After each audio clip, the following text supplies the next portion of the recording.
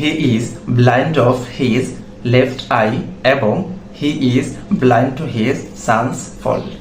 শিখব দুইটা বাক্যে কেন দুই রকমের প্রিপোজিশন ইউজ করা হয়েছে। মনে রাখবেন, ব্লাইন্ড এমন একটা শব্দ যেটা দুইটা প্রিপোজিশন গ্রহণ করতে পারে। ব্লাইন্ড শব্দটা যখন অফ প্রিপোজিশনটা গ্রহণ করে তখন তার অর্থ হয় ব্লাইন্ড অফ মানে অন্ধ বা যে চোখে দেখতে পায় না।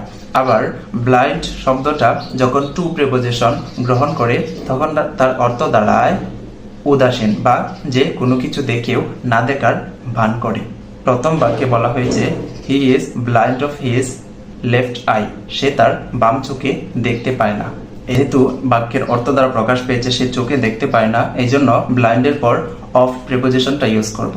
আবার দ্বিতীয় বাক্যে বলা হয়েছে he is blind to his son's fault. এই বাক্যের অর্থ হচ্ছে সে তার সন্তানের ভুল দেখেও না দেখার ভান করে বা সে তার সন্তানের ভুল সম্পর্কে উদাসীন। যেহেতু বাক্যের অর্থ দ্বারা প্রকাশ পেয়েছে সে তার সন্তানের ভুল সম্পর্কে উদাসীন, এই জন্য আমরা ব্লাইন্ডের পর এই বাক্যে টু বসাবো।